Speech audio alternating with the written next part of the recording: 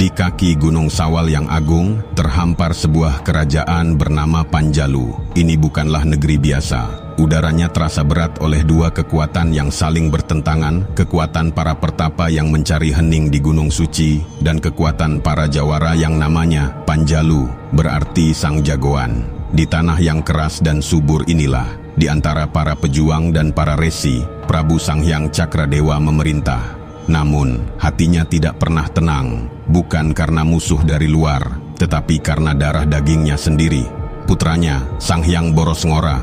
Sejak kecil, Borosngora adalah keajaiban sekaligus kegelisahan. Ia terlahir dengan kesaktian yang tak masuk akal.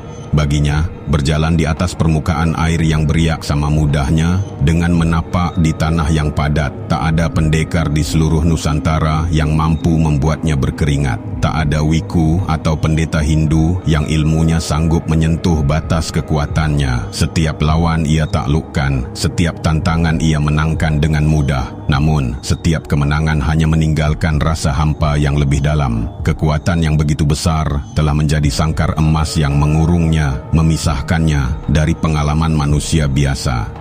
Ia tidak pernah tahu rasanya berjuang, dan karena itu, ia tidak pernah tahu nikmatnya bertumbuh.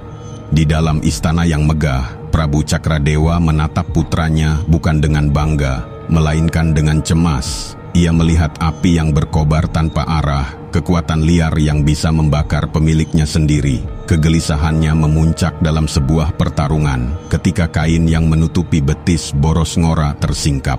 Di sana terukir sebuah raja, sebuah tato yang menandakan bahwa kekuatan putranya bersumber dari ilmu yang kelam, kekuatan mentah yang belum disucikan oleh kebijaksanaan. Sang Prabu tahu, jika dibiarkan, kekuatan ini akan menghancurkan Borosngora dari dalam dan mengguncang seluruh kerajaan. Ia telah memanggil semua pertapa sakti di negerinya, namun tak seorang pun mampu melunturkan ilmu sang pangeran. Akhirnya, didorong oleh cinta seorang ayah yang putus asa, Prabu Cakradewa memanggil Borosngora. Ia tidak menghukum atau mengusirnya. Ia memberinya sebuah tugas, sebuah perjalanan suci.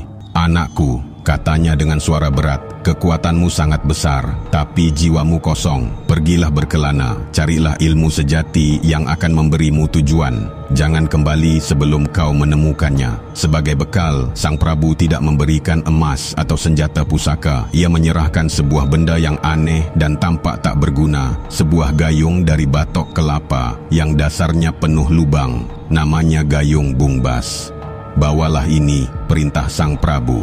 "Jika kau telah menemukan ilmu sejati, kau akan bisa membawa air dengan gayung ini sebagai buktinya." Bagi Borosngora, pangeran yang terbiasa menaklukkan dunia, perintah ini adalah sebuah penghinaan. Ia menatap gayung yang bocor itu dengan amarah. Ia tidak sadar bahwa benda itu adalah cermin yang sempurna bagi jiwanya sendiri. Sebuah wadah perkasa yang tak mampu menampung setetes pun air kebijaksanaan. Dengan hati yang berkecamuk antara amarah dan kebingungan, Borosngora memulai pengembaraannya. Ia melintasi seluruh Tatar Sunda, menyeberangi lautan menuju pulau-pulau lain di Nusantara. Ia menantang setiap resi agung, setiap pendeta termasyhur yang namanya pernah ia dengar. Satu persatu, mereka semua takluk di bawah kesaktiannya yang tiada tara. Ia mengalahkan tubuh mereka, mematahkan ilmu mereka, tetapi setiap kemenangan terasa semakin pahit. Ia bisa mengalahkan siapa saja,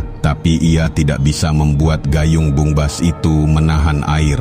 Setiap kali ia menciduk air dari sungai atau mata air suci, air itu langsung mengalir habis melalui lubang-lubang di dasarnya, seolah mengejek usahanya. Perjalanan itu menjadi pelajaran yang menyakitkan, bahwa kekuatan sebesar apapun tidak ada artinya dalam pencarian makna.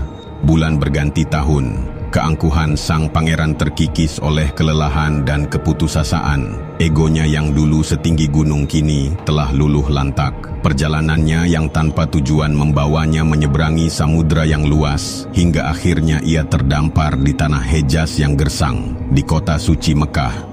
Di sini, ia tidak lagi datang sebagai penantang yang sombong. Ia datang sebagai seorang pencari yang jiwanya telah remuk. Di sanalah ia bertemu dengan seorang kakek tua yang wajahnya memancarkan ketenangan dan wibawa yang dalam.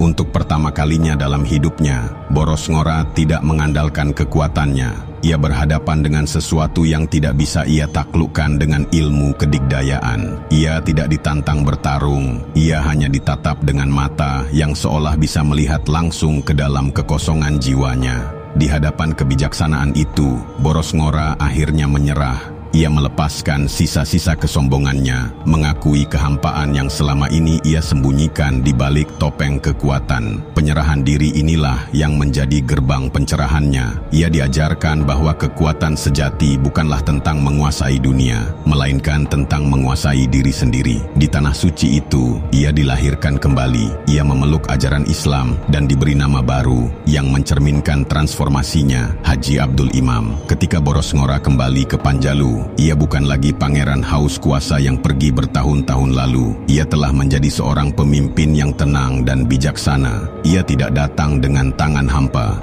Dari gurunya, ia membawa pusaka-pusaka suci. Bukan lagi senjata untuk menaklukkan, melainkan simbol untuk membangun. Ia membawa sebilah pedang, replika dari pedang Zulfikar yang legendaris, lambang keadilan dan kekuasaan yang direstui Tuhan. Dan ia membawa sebuah wadah kecil berisi air Zam-Zam, lambang penyucian dan kehidupan abadi. Ayahnya, Prabu Cakradewa, telah mangkat. Kakaknya, Prabu Lembu Sampulur, yang menggantikan takhta, melihat perubahan adiknya dan dengan ikhlas menyerahkan kekuasaan kepadanya. Kini sebagai raja, Boros Ngora siap untuk memenuhi takdirnya. Sebagai ujian terakhir dari perubahannya, ia membawa air Zam-Zam itu menuju sebuah lembah kering yang mengelilingi sebuah bukit bernama Pasir Jambu. Ia mengambil gayung Bungbas yang sama, gayung bocor yang dulu menjadi sumber frustrasinya. Dengan hati yang mantap, ia menuangkan air Zam-Zam ke dalam gayung itu.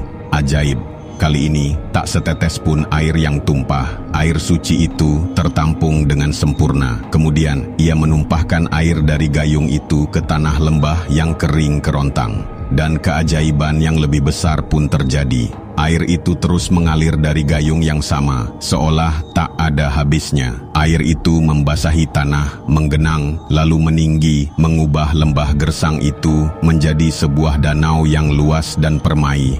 Danau itu kini kita kenal sebagai Situ Lengkong. Bukit Pasir Jambu yang semula berdiri di tengah lembah kini telah menjadi sebuah pulau di tengah danau suci. Di pulau itulah Boros Ngora membangun pusat kerajaan barunya. Ia menamainya Nusa Larang, Pulau Terlarang. Nama itu bukan tanpa makna. Ia sengaja menirukan kesucian kota Mekah yang juga dikenal sebagai tanah haram, tanah yang disucikan di mana tak sembarang orang boleh masuk dan tak sembarang perbuatan boleh dilakukan. Boros Ngora tidak hanya membangun istana, ia sedang menciptakan sebuah geografi suci, menanamkan berkah yang ia temukan di tanah yang jauh ke jantung kerajaannya sendiri. Namun, di tengah tatanan baru yang damai dan suci itu, gema dari masa lalu yang liar masih tersisa. Tidak semua orang bisa menerima perubahan Boros Ngora. Dua kerabat dekatnya, Bongbang Larang dan Bongbang Kancana, tumbuh besar dengan mengagumi kesaktian Boros Ngora yang lama. Mereka merindukan kekuatan yang mentah, dahsyat, dan tanpa batas. Bagi mereka, kebijaksanaan baru sang raja adalah sebuah kelemahan. Aturan salat 5 waktu, disiplin diri, dan kerendahan hati terasa begitu mengekang.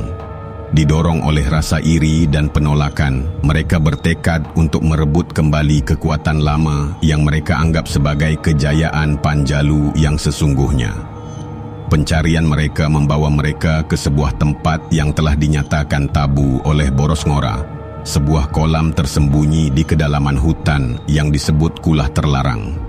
Konon, air di kolam itu adalah sisa-sisa dari kekuatan magis zaman dulu, sumber dari energi liar yang pernah mencemari jiwa Boros Ngora. Mengabaikan semua peringatan, mereka mendatangi kolam itu. Bongbang Larang yang lebih gegabah dan haus kekuatan tanpa ragu langsung menceburkan seluruh tubuhnya ke dalam kolam. Adiknya, Bongbang Kancana, sedikit lebih ragu. Ia hanya mendekat ke tepi kolam, membasuh wajah, tangan dan kakinya dengan air terlarang itu. Seketika, kutukan pun terjadi. Air magis itu merasuk dan mengubah mereka. Tubuh mereka meliuk kesakitan, kulit mereka ditumbuhi bulu belang, dan suara mereka berubah menjadi geraman buas. Mereka telah mendapatkan kekuatan dahsyat yang mereka dambakan, tetapi dengan harga yang sangat mahal, mereka kehilangan kemanusiaan mereka. Keduanya telah menjelma menjadi harimau. Ketika Boros Ngora menemukan mereka dalam wujud binatang buas, hatinya diliputi kesedihan. Ia dihadapkan pada sebuah pilihan yang tragis. Sebagai seorang raja yang perkasa, ia bisa saja membinasakan mereka dengan mudah. Tetapi sebagai seorang wali yang bijaksana, ia memilih jalan yang lain. Ia melihat tragedi di mata kedua harimau itu. Alih-alih membunuh mereka, ia memberikan tujuan pada wujud baru mereka yang mengerikan. "Kalian menginginkan kekuatan," katanya dengan suara yang tenang namun penuh wibawa.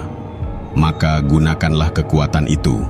Mulai hari ini kalian akan menjadi penjaga abadi. Jagalah gerbang menuju Nusa Larang yang suci. Lindungi tempat ini dari siapapun yang berniat jahat."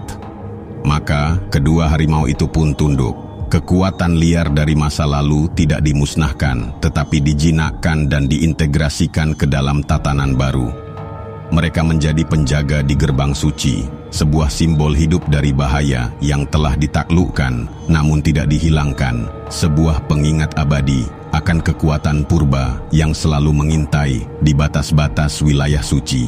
Kisah ini tidak mati bersama waktu. Warisan Boros Ngora hidup hingga hari ini. Setiap tahun, pada bulan Maulud, masyarakat Panjalu menggelar upacara adat Nyangku. Dalam ritual ini, pusaka-pusaka kerajaan dikeluarkan dari tempat penyimpanannya di bumi alit. Pusaka-pusaka itu kemudian dibersihkan dan disucikan dengan air yang diambil dari 7 mata air keramat, termasuk dari air Situ Lengkong sendiri. Upacara ini adalah sebuah pengingat akan tindakan penyucian yang dilakukan Boros Ngora, sebuah momen bagi seluruh masyarakat untuk membersihkan diri mereka, baik lahir maupun batin. Dan gelar Maung Panjalu, Harimau Panjalu, kini memiliki 2 wajah. Wajah pertama adalah wajah Prabu Sangyang Boros Ngora sendiri. Dalam tradisi Sunda, Maung adalah lambang seorang pemimpin yang agung dan melindungi rakyatnya. Boros Ngora adalah sang Maung Panjalu yang sesungguhnya, sang jawara yang berhasil menaklukkan harimau liar di dalam dirinya sendiri dan mengubahnya menjadi kebijaksanaan seorang raja wali. Wajah kedua adalah wajah Bongbang Larang dan Bongbang Kancana, para penjaga terkutuk. Mereka adalah harimau harfiah, simbol dari kekuatan alam yang buas dan berbahaya, yang kini telah tunduk untuk menjaga tatanan ilahi. Mereka adalah keganasan yang melindungi kebijaksanaan. Pada akhirnya, kedua wajah itu menyatu. Legenda Maung Panjalu adalah kisah tentang seorang manusia yang menaklukkan harimau di dalam jiwanya, dan dengan demikian mendapatkan kearifan untuk memerintah harimau di luar dirinya. Sebuah lambang abadi dari tanah Panjalu itu sendiri, tempat di mana kekuatan duniawi dan kebijaksanaan suci hidup berdampingan dalam keseimbangan yang sakral.